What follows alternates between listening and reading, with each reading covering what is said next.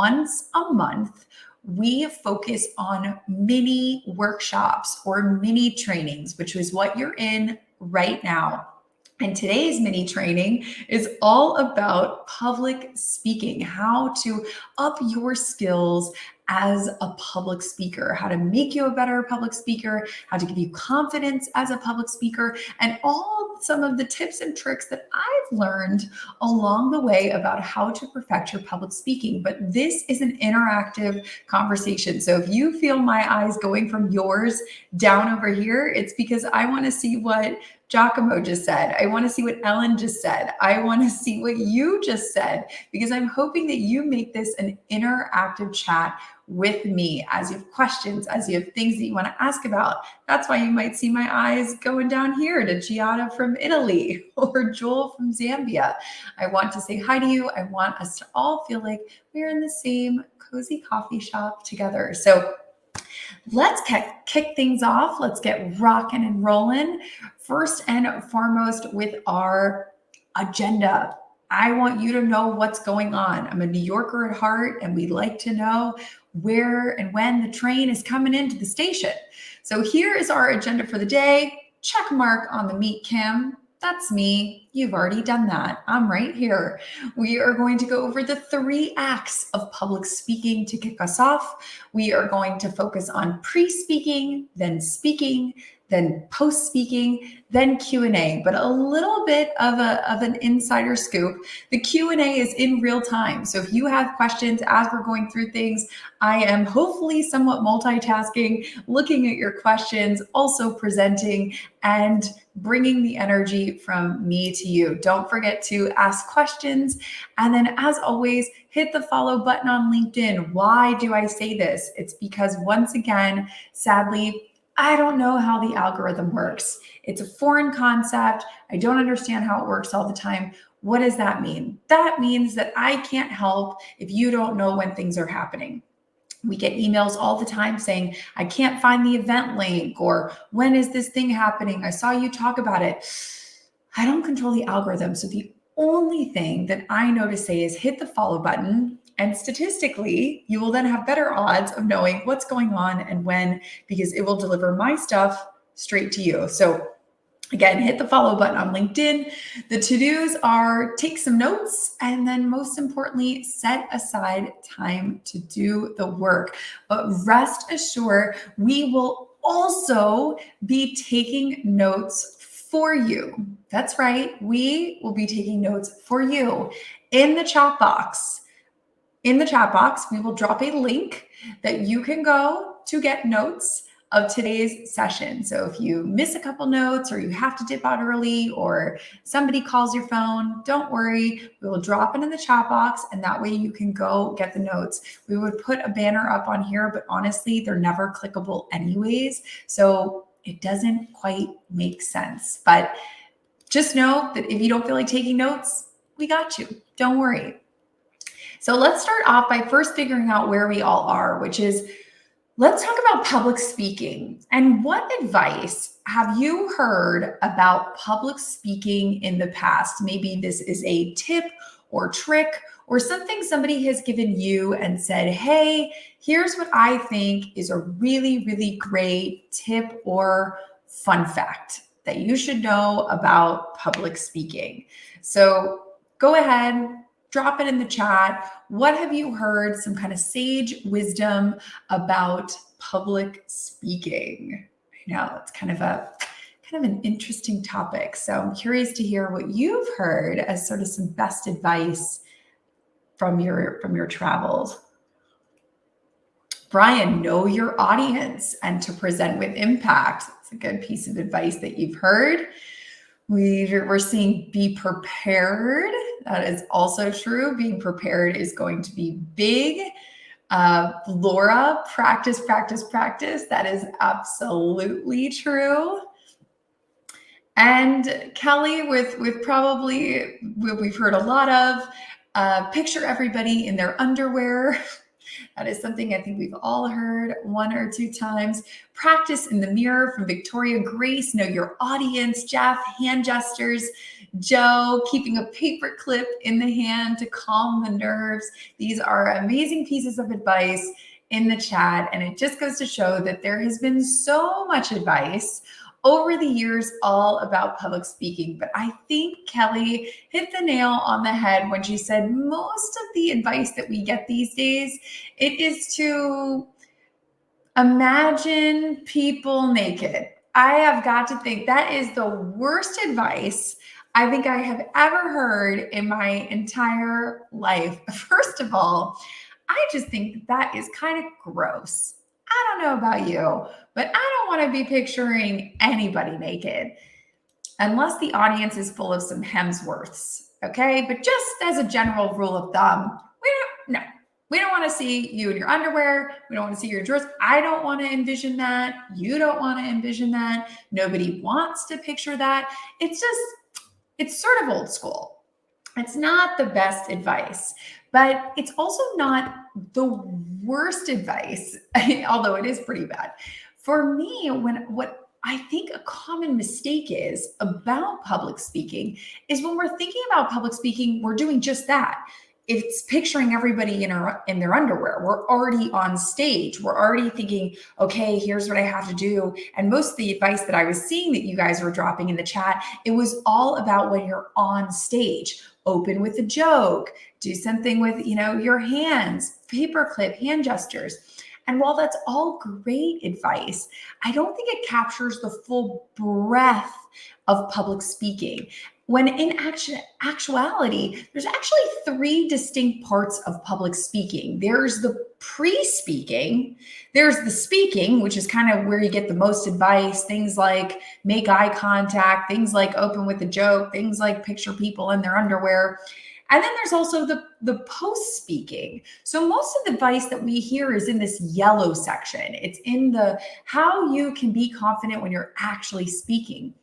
But it doesn't capture the full picture because there's so much more than just the actual speaking. So what I want to do today is I want to break down these 3 areas of public speaking and talk about the red flags that I see in each one, the red flags that happen in the pre-speaking, the red flags that happen when you're actually speaking, and then the red flags that happen in the post-speaking. Go over some mistakes and then go over most important part, the solutions and tips and tricks to fix those. What do we do to actually make them better? So first, we are going to kick it off with the pre-speaking. What can you do before you get up on stage, before you start speaking, before you even get to that point in the game that's going to make you feel confident and successful going in?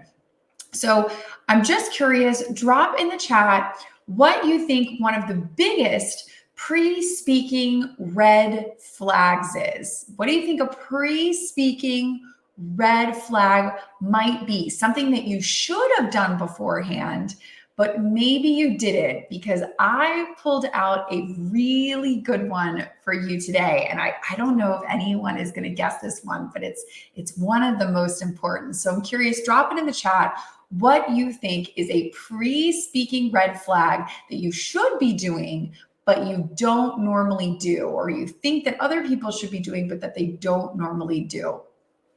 Jeff, sleep well the night before. That is a great one. Another great one, practice in the mirror. That one is so key. Definitely something that you should be doing. Writing down the speech, that definitely could be a red flag. Absolutely. Sarah, fidgeting, kind of looking nervous, not quite knowing exactly what you should be doing. Ryan, absolutely rehearsing. These are all really great advice. Jen, not knowing where you want to take the audience or what they need. These are all indeed pre-speaking red flags. But as I predicted, no one guessed my red flag, which is, I think, one of the biggest red flags that you can make in public speaking, and one of the most overlooked.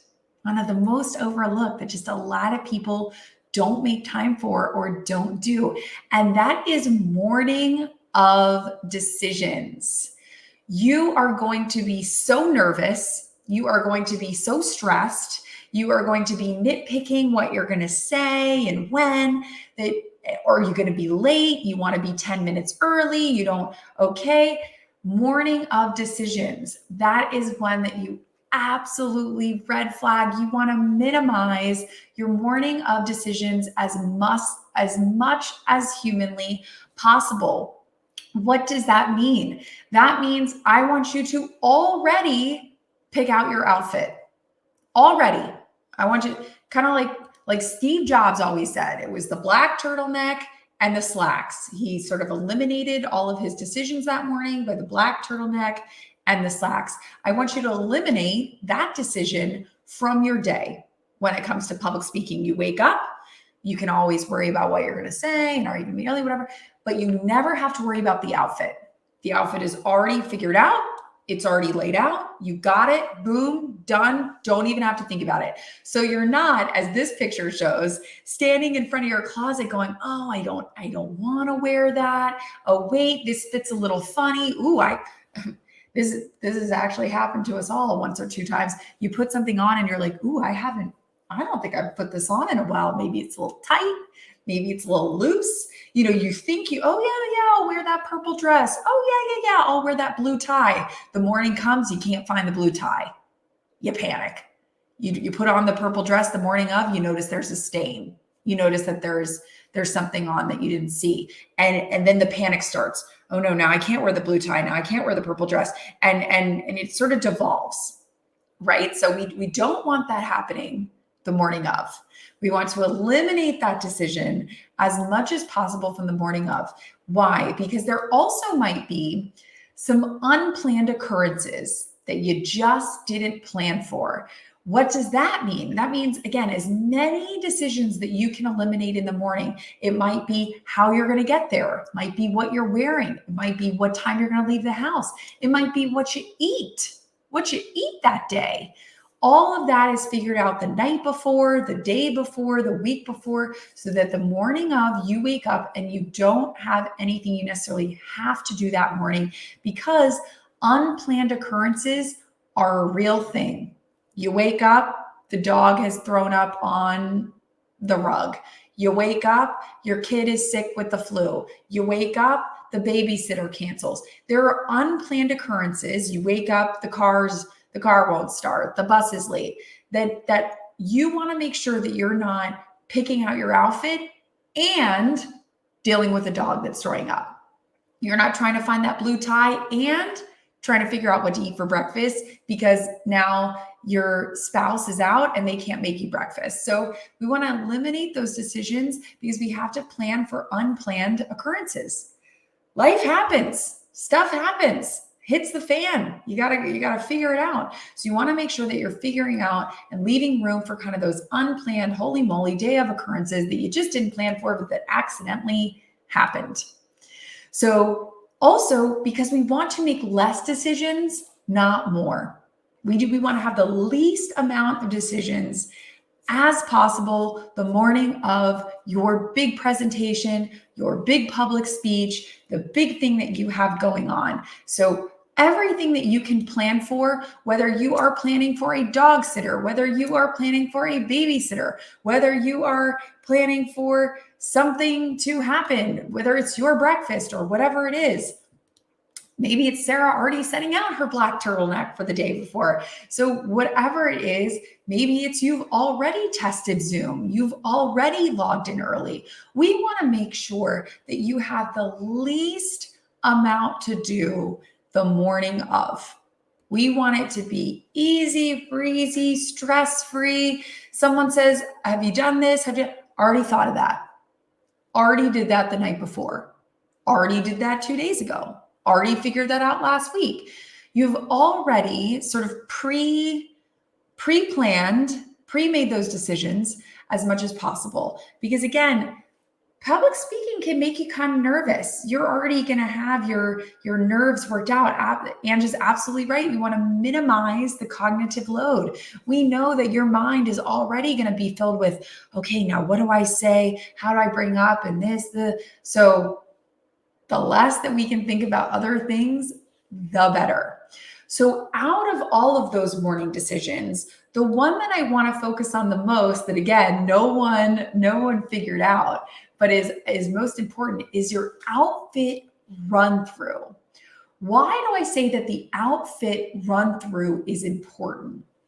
It's important because now we sort of have double trouble, if you will, double the things to think about. In that, is this happening in person or is this happening on screen? Because now there's two types of public speaking, right? As if one type of public speaking wasn't enough, now we got two.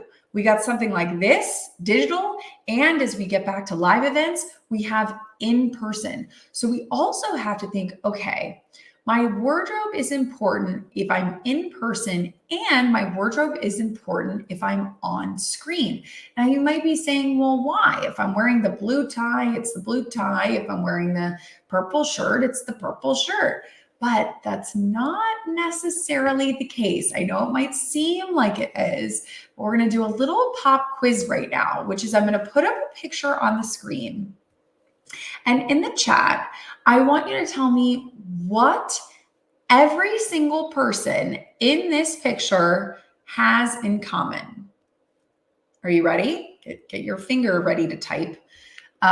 What does every single person in this picture have in common? And fun fact, I also have in common. That was an extra clue. What does everybody in this picture have in common that me, Kim, this little Brady Bunch box right here, also has in common? So type your answer in the chat box about what we all have in common. Anja, we all have smiles. That is true. But again, I'm seeing the answers. Deanna, solid top. Brian, solid colors. Jen, solid colors. Bold colors. These are absolutely all the right answers. We all have solid colors. Why is that important? Why should we be focusing on that? We should be focusing on that because the bolder the color, if you're on screen, the better the screen picks it up. I know, it's a little trick. So for instance, if you wear something like stripes, or you wear something like polka dots or some sort of print, at times the camera sometimes can't quite figure that out. Remember, the camera is not a human eye. The camera is a camera. So it always helps on camera to wear bright, solid colors. That way the camera is able to pick up everything that you're doing, and it doesn't have to worry about prints or solids or trying to focus something that might be happening on your clothing. So it's sort of an interesting little hack that bright, solid colors on screen always show up better. I don't make the rules. I don't work in Hollywood. I just follow them. So solid, bold colors, as David has pointed out, these do better on screen. So if you're thinking about public speaking, think about using bright, solid colors. No stripes, no patterns, nothing that is going to be distracting. Laura is absolutely right. Nothing that's going to be distracting, just bright and solid. Also, why this is important, even if you are in person, again, if anybody's taking pictures at the event or if there's a screen recording of the event, same thing, bright, solid pictures. But also why this outfit run through matters, why I wanted to say, okay, why does the in-person matter versus the on-screen? The in-person matters, especially for that outfit walkthrough, because you want to know how you're going to feel the day of. Because again, and you want to think about where you're going to be presenting and how. Are you going to be sitting? Are you going to be in a boardroom? Because again, when you're thinking of that purple dress, have you tried sitting in that purple dress for an hour? Because when you sit in it, you might be like, ooh, this is actually really uncomfortable. Or are you going to be on stage? And again, Thinking of that purple dress on stage. Does it lay the way you want it to lay? We're friends here, so I'm just gonna put this out there. You also want to think about sweat. I know it's not the coolest of topics, dad joke intended, but you also want to think about sweat. If you're going to be in person, if you're going to be in a boardroom or on stage, what are you wearing? Is it something that's going to show your sweat? That's why we want to practice with these sort of outfit run-throughs, if you will, actually wearing what you plan on wearing and practicing in it, because then you might find, oh gosh, I thought I wanted to wear X, but then once I practiced in it a few times, didn't like it, wasn't comfortable, didn't like how it showed up. You want to make sure that you're really focusing on your comfort, because again, you're going to be stressed. You're going to be a ball of nerves. So we want to make sure that you are relaxed and as confident. You're like, I'm rocking my pink solid color shirt. I'm looking good. I feel good. I know that I'm not sweating. I know that I'm comfortable. So that again, that's not an added thing that we have to focus on. It's not an added thing that our brain is having to think about. So that is a little sneaky insight when it comes to that pre-speaking thing that you can watch out for. So what about once we actually start speaking? Once we actually start getting in front and doing some speaking, let's go over some red flags, some like speaking red flags. So again, I'm curious of your thoughts, curious of what you've seen or what you've found that you think is really distracting, or something that you just don't like that other people do. Hopefully I have not done it today. Something that people do when they are speaking that you just, it is distracting. You don't like it. So type it in the chat box what you have found when someone is public speaking that you just find, man, that thing that they are doing is so distracting. It's bothering me. It's making me crazy. What, speaking too fast? Brittany, that's actually mine.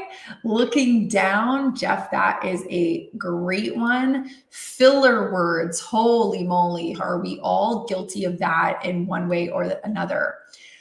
Messing with their hair, that's right. We're getting nervous, we're touching ourselves, we're just finding things to do with our hands. We don't know what we're doing.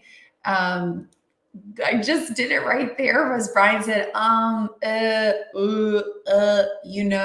again, just kind of filling in that noise. Tanya, monotone. Nobody likes it when you talk like a robot and everything is exactly the same. Nobody likes that at all. We should not be doing that ever. But there's a lot of great ones in here. Phone buzzing. Victoria, absolutely, with the dangly jewelry. Again, kind of everything's really busy going on. These are all really great things that we should be keeping in mind, things that we should be thinking about. Okay, these are great things to sort of avoid when I'm finally up there, when I'm finally public speaking. You guessed one of mine, because it is also the one that I see every single time. And quite frankly, unless you have done a lot of public speaking, everyone is guilty of this. I'm even still guilty of this at times. I have to consciously really fight this bad habit, this bad red flag. I've been doing it today. I do it every time I do any sort of presentation online or in person. And that is talking fast. That is talking a mile a minute. Because you're nervous, you got a lot to say, you got a lot to cover, and you just start talking as quickly as humanly possible. And maybe because, quite frankly, you just kind of want it to be done. You're like, the faster that I get done with this is the faster I don't have to be on this stage anymore, or the faster that I'm not in front of this sales team making this presentation. So it's just, and you're going, whoa, they are talking really fast, really fast. And it's not totally our faults. So it is actually in our psychology that we have to actually kind of fight against. When you are public speaking, your brain is aroused. It's firing on all cylinders. And so the brain thinks, okay, I'm going, I got a lot of energy. I'm getting through this. You speak faster because that's how your brain is moving. But that's not actually how other people are consuming whatever it is that you're talking about. They're actually consuming it for the first time. So again, I bring this up. And by the way, this has been in psychology studies. This is not anecdotal. This is something that has been studied for years. And I bring up this stat because I think we tend to sometimes beat ourselves up about it. Like, oh, Kim, you were talking too fast again. And that's natural. Our natural inclination is, okay, I'm going. I got all the energy. I got all the adrenaline, and I'm just going to keep going, and I'm going to be talking fast. We have to actively say, okay, I'm going to fight against this. So it's hard because, again, that is our natural state. So sometimes it's hard to say, like, okay, let me fight against something that I actually want to do. But it's crucial when it comes to being a good public speaker. And again, I know I'm dropping a lot of facts and figures on you and a lot of tips. If you're just joining, come on in. We're talking about public speaking. I'll drop it again in the chat right now, but we will be taking notes. Everything that I'm saying, we will be taking notes on. So if you would like those notes, we're going to drop it in the chat. There is a link that you can put in your first name, you can put in your email address. It's totally free, and we will send you those notes. So look in the chat right about now. We will drop that in there. You can put in and find all the notes about this. But why do I sort of harp on fast talking? Why is that a problem? One, because it's happening naturally. And two, most people don't realize you can be talking quickly because you already know the material. And a lot of times you've been practicing. You might have been practicing for a couple days. You might have been practicing for a couple weeks for this big sales presentation or your big marketing presentation, or maybe it's a recap. And again, remember, you know everything that you're presenting. You know what's in the slides. You know what's in the facts and figures. But to other people who were joining, this is all new to them. They haven't seen any of these slides. They haven't seen any of these facts and figures. So when you speak quickly, they're kind of going, wait, what? Wait, what was on that last slide? Okay, wait, let me try to understand this concept that you're sharing out again. So another reason you really need to speak slowly, not only because it sounds better and it sounds more conversational and it sounds more relaxed, but you also want to speak more slowly to let the other people who are listening to you absorb what you're saying, because they're hearing it for the first time. They've never seen this before. So you also want to really make sure that they're able to comprehend. Again, whether you're in person or on Zoom, you can kind of look and read the facial cues. Okay, I'm getting that sales point, or okay, I'm getting that marketing point that you're talking about. You want to make sure that people are actually understanding what you're saying, or else you're going to go so fast, you're going to go so quickly from point A to point B that no one's going to even remember your presentation. No one's even going to remember what you said, which sort of defeats the whole point of giving the presentation in the first place. So you really want to make sure that the brain has time to synthesize what we're telling it, new information that we're feeding it. So you really want to slow down so that you know, okay, everybody is understanding what I'm talking about and really focusing on the facts or figures or data or presentation that I'm giving to them. So a little trick, sort of hack or thing, something that I like to do that might help you. I'm a visual learner, so you might be like me and you kind of work well based on tactical examples. So what I always suggest is Study someone you like. Find someone that you think is good at public speaking and watch videos of them. Go on YouTube, maybe their social media, and see how they speak. And when you see how they speak, ask these questions as you're watching videos of them, as you're hearing them talk. What pace are they speaking at? How fast or how slow are they speaking? Notice the pace. How often are they pausing? So how often is there sort of dead air, if you will, where there is no words, it's just a space. How often are they pausing within their public speaking? And then also, how much time do they give the audience? So a little bit of a fun fact, even in this presentation today, I've asked you 2 times to type something in the chat. It's important for me when I ask you to type something in the chat that I actually give you time to type something in the chat. I know it's sort of meta, but a lot of times when I see public speakers, especially if they're just getting up on stage or they're just getting up on Zoom, they sort of ask one of those opening questions like, raise your hand if you're excited to be here today, or raise your hand if you're familiar with the marketing from last quarter.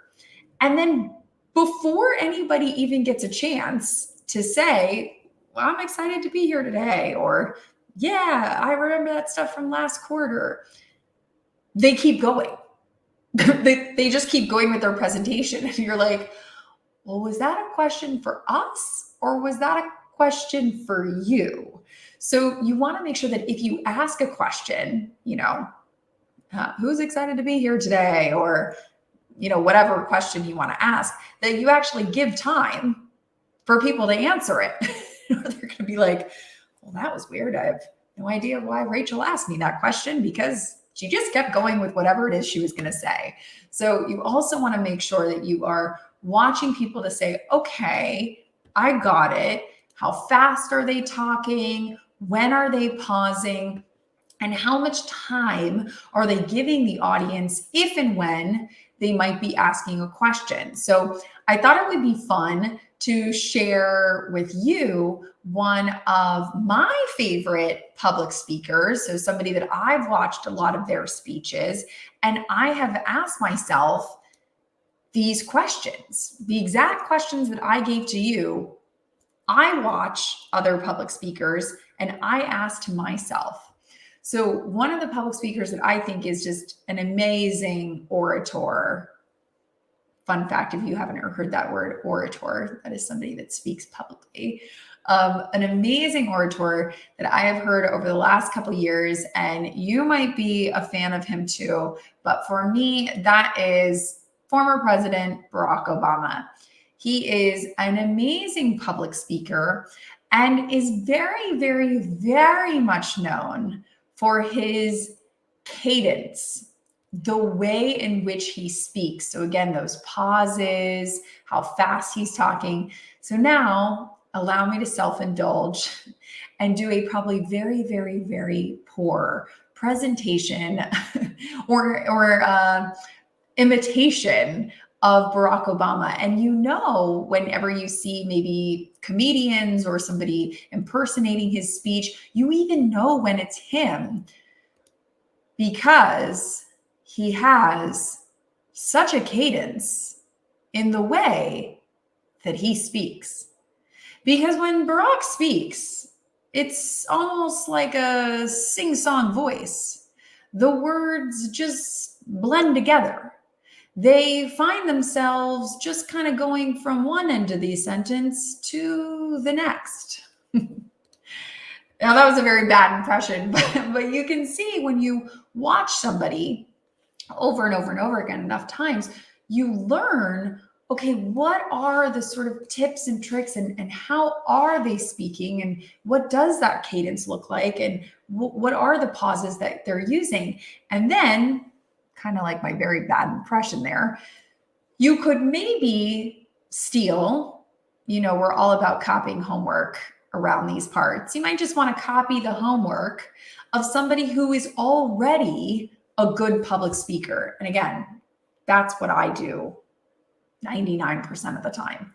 So those are some red flags and things to really look out for when it comes to actually speaking in front of a group.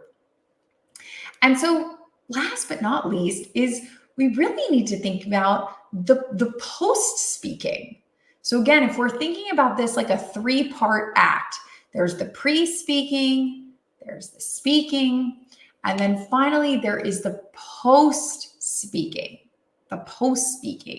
So again, I am curious, let's see if anybody gets the answer right. What is the biggest red flag that you think I, or maybe everybody else, is going to say when it comes to post speaking? What is a red flag, maybe a mistake or an oops that people make post speaking when they're done? The big sales presentation, the big marketing presentation, the big keynote, it's all over, it's all done. What is a big mistake that you think people are making a lot of times? This is a good one, Brittany, not doing a Q&A. I can assure you, we won't make that mistake today. We will definitely have time for a Q&A. Brian, not asking for questions, sort of like of the same line, not giving the audience a chance to say, hey, I kind of didn't understand that point you were trying to make about that sales deck or about that graphic. Interrupting those with questions. Exactly. So when you just kind of start talking over people or interrupting them when they're asking a question to you is absolutely a mistake that people make post speaking. This is another good one, leaving too early. So you wrap up your speech, you're like, okay, that was fine. Gotta go off to my next thing, off to my next meeting. And then if people had questions or people were confused, they didn't get a chance to ask them.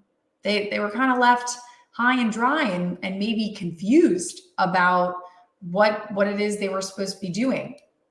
This is another great one, Ellen, lack of follow-up. Okay, I just heard this great marketing presentation. I just heard this great sales presentation. Now what? Now what? What do we do now? What's the follow-up? Is there a homework assignment? Do you need something from me? Am I supposed to be doing something? Or was that just sort of an FYI and I didn't need to do anything and that was kind of it? You know, similar to what James said, not providing the next steps. What do I do from here? Where do I go? What's happening? So, and another great point from Victoria, not offering to be contacted if somebody does have a question. And listen, if you do have to run to the next meeting, or if you're on stage and you're only given, 40 minutes and you kind of get it right up until the end and there's not a lot of time for questions, then exactly as Victoria said, offer to be contacted. Hey guys, sorry I can't stay, or sorry the next speaker's coming on, or the next presentation's happening, but I'm happy to answer any questions. My email is blank at blank, or you can call me. My phone number is blank. So again, if you're not able to stay and answer questions, how can people ask questions if they wanted to? How can they get in touch with you even if they can't find you? Exactly as Jewel said, giving that call to action. And then likewise, Brian makes a great point, going over and not respecting the audience's time.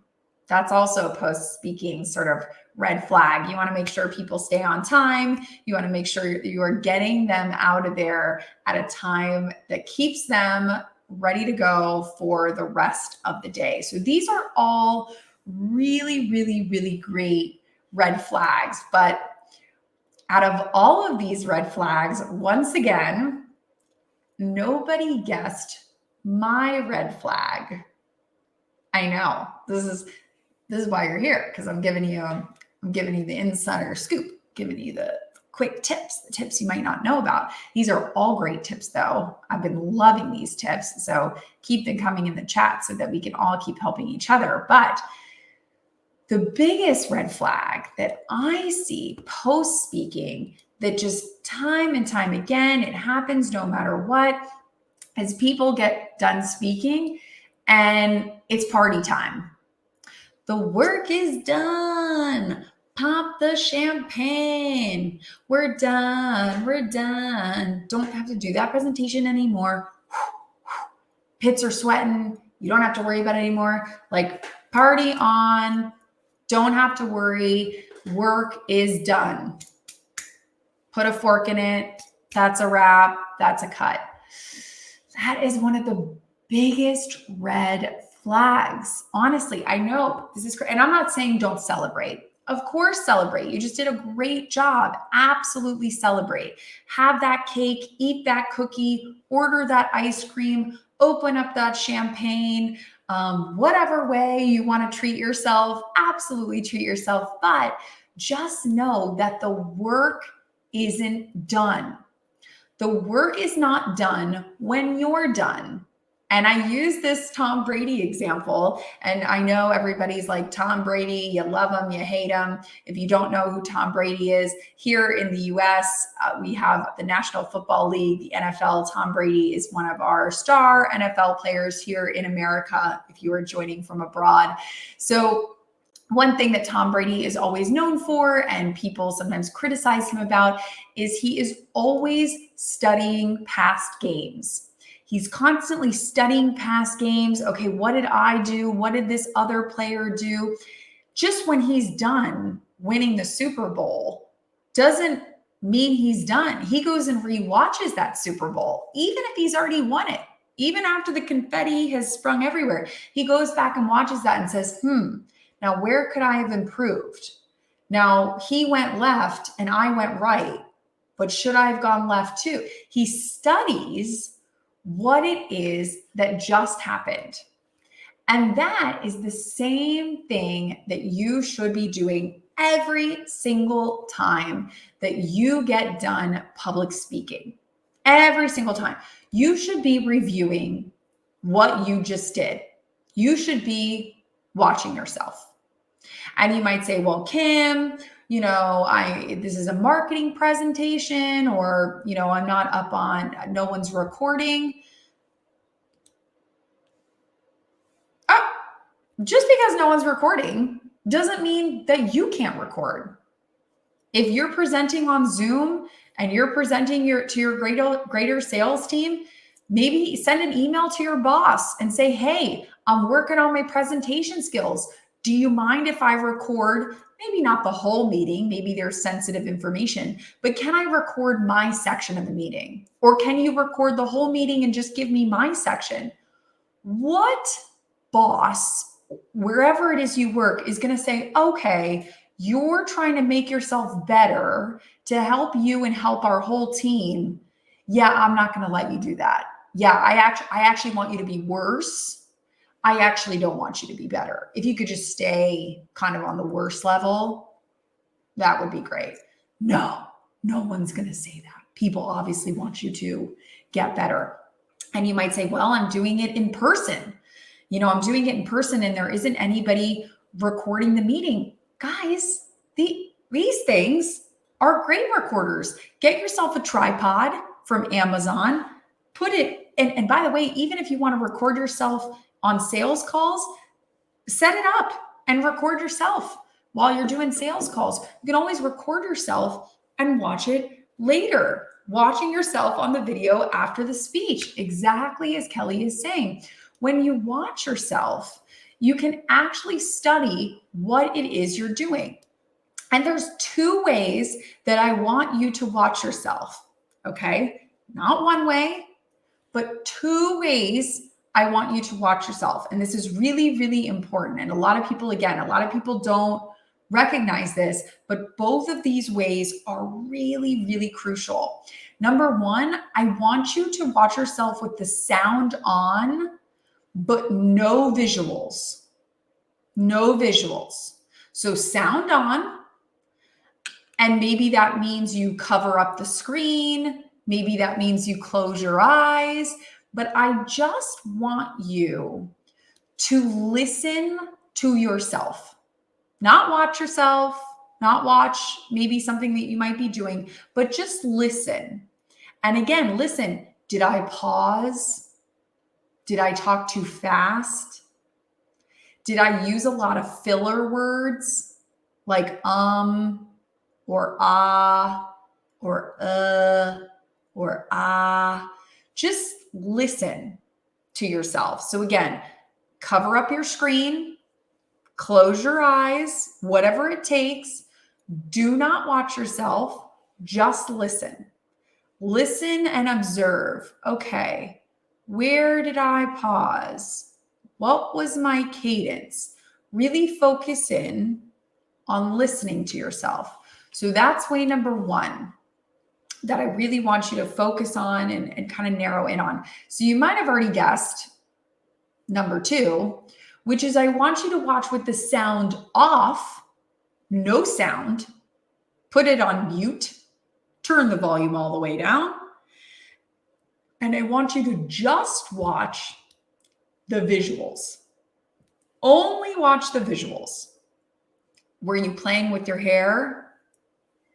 Did you get fidgety and start doing some of this? Did you have dirty eyes? Did you look a little panicked? Okay. Watch yourself for just the visuals. Don't worry about what you're saying. Don't worry about if you're talking fast. Don't worry about if you said and ah. Just watch the visual. So you're going to watch yourself 2 times. If it's a 20-minute video, if it's a 30-minute video, I don't know how long your presentation was, but you're going to watch it twice. One with the sound off and visuals only. One with the sound on and no visuals. That way we can really dig in and see, okay, what are some tips and tricks and things that I may be able to apply to my public speaking to make myself better. So again, really focusing in on how can I think about my public speaking in 3 parts, not just the speaking, but really thinking about it pre-speaking, speaking, and post-speaking, and tips and tricks that you can do that will help with. So again, if you haven't already, click the follow button. I want to make sure we have at least 10 minutes for questions. So click the follow button in the meantime on my profile so that you can stay up to date. Like I said, once a month we do these mini sessions. So I would love for you to join more of these mini sessions. I think these mini workshops and mini trainings are really helpful. I hope you do too. And again, remember, we are here every single Wednesday at 1 p.m. Eastern. And so I would love for you to come and join it. We're going to drop it in the chat. So again, look in the chat. There's going to be a link for you to sign up for future sessions. If today's was helpful, next week is going to be super, super, super helpful because I am talking with Jessica Chen, who is a public speaking and presentation expert. So she has joined us before. We're bringing her back again because her talents are second to none and everybody enjoyed it so much. If you feel like I still need help with public speaking, I still want more tips and tricks, I have actually created an entire download all about public speaking on camera. So it gives you on-camera tips and tricks and things that you should be keeping in mind. Again, we're going to drop that in the chat. It's totally free. It is totally free to get. You just give me your name and your email on this website that we're dropping in the chat. So look for the link in the chat. Here's the chat. This is where the link is going to be. If you would like more public speaking tips, that is where it is going to be. So download that. It will all deliver to your inbox and you can read through even more tips about public speaking if that's something that you're really working on. So I want to leave enough time for questions. going back to those post-speaking red flags that we were talking about before, I want to make sure if you have questions, if something I said didn't make sense, if maybe you had a question on the 3 parts, the pre-speaking, the speaking, or the post-speaking, drop it in the chat. We'll put your question up on screen because there's a chance that if you have the question, other people also have the question. So I will make sure to answer it. And that way we can talk through anything that might have been confusing or might have been unclear. Or maybe it's just something that you personally have been saying like, hey, I kind of had a question about that. So if you have a question, go ahead, drop it in the chat. I'm happy to answer it. And in the meantime, you can always get in touch with me on LinkedIn or Instagram or any of these other social media platforms. So let's dig into this question from Brian about post speaking. If you don't know how to answer a question, is it better to admit that you're just not sure and that you'll follow up to get the answer? Or is it better to marginally answer the question? Brian, I am always a fan of the follow-up. And I kind of think it's a sneaky way to keep interacting with the audience. So if you don't know the answer to the question, you can say something like, thanks, Dave. That was such an amazing point. I actually haven't figured that quite out yet, or I don't have the answer on me, or I don't have that stat in front of me. Please make sure to give me your contact information after the meeting, and I'll follow up directly with you and get you that answer. And then maybe if you wanted to, open it up and say, if anybody else had that question, or if anybody else is interested in the answer, please also give me your contact information. And then I'll email Dave, Janet, John, I'll email everybody with the answer to that question. So I think absolutely don't fake it till you make it. Don't kind of half answer the question. Use it as an opportunity to follow up with people post speaking. Next question is from Victoria. How do you address not knowing an answer to someone's question at the end of your presentation? Victoria, I think there's just a few phrases that you can practice. Things like saying, that's a great point. I'm going to have to get back to you on that. Or maybe saying something like, I don't have that stat memorized, right? I don't have that part of my research memorized. Let me get back to you because I don't want to give you the wrong answer. That's key because if it's a number or a stat, who wants the wrong answer? Nobody. So just say, hey, I don't have that exact thing memorized. Let me get back to you because I want to make sure that when I'm answering you, it's right. And it's not sort of I think our sales were 20% when really they were 26%. So just say, I don't know the exact number. Let me get back to you on that. The best advice for someone that's starting in the public speaking sphere, I would have to say, is simply practice. And I know that's sort of like the worst answer because everyone's like, isn't there a magic pill? Isn't there a magic potion that I can magically take and magically makes me better? And to that I say it's sort of unfortunately the same thing as getting a 6-pack or working out. I would love if there was a magic pill for me to look like Gwyneth Paltrow or a magic pill for me to look like a movie star, but unfortunately there's not. And instead I have to eat broccoli and run 5 miles and do like 100 sit-ups. So you kind of just have to do the work. And public speaking is the same way. Unfortunately, there's not a magic pill. You just kind of have to practice and do the work. But if you find the magic pill, let me know because I'd love to know what it is, but I haven't found it yet. And a lot of other people haven't found it yet. So again, if you have other questions, if public speaking is something that you are wanting to take up, I highly encourage you to download my free download. It will pack even more tips about specifically on-screen speaking. So again, We'll drop that in the chat, but that will be helpful. And again, make sure to join us next week because we are diving even further into presentations, into public speaking. So if you enjoyed today's mini workshop, if you enjoyed today's mini training, next week, 1 p.m. Eastern, same time, same place, that is going to be somewhere that you want to be. So I just wanted to thank you. You had a lot of places that you could be today. I know how busy you are. I know how crazy your week is. So I appreciate you taking your time on Wednesday to be here with me. I hope this was valuable. I hope that you'll give me some feedback, maybe a message or a like about what you found helpful so that I know that next time we do this, I'm adding even more value to you and your everyday life. So thank you so much. I'm sending you a big cheers from Austin, Texas to wherever you are in the world. I look forward to seeing you next week. See ya.